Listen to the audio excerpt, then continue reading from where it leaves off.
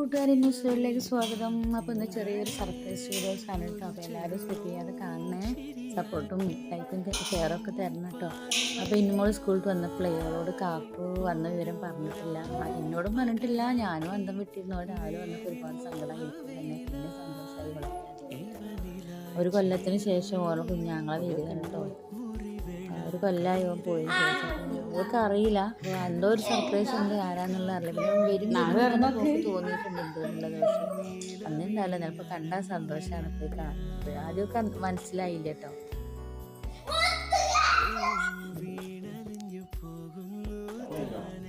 പിന്നെ രണ്ടാളും കൂടെ ഓനെ രാത്രി അവിടുന്ന് പുറപ്പെട്ടിട്ടേ രാവിലെ അവിടെ വന്ന് ഇറങ്ങിയത്. രാവിലെ വന്ന് വിളിച്ചപ്പോഴാണ് ഞങ്ങൾ അറിയുന്നത്.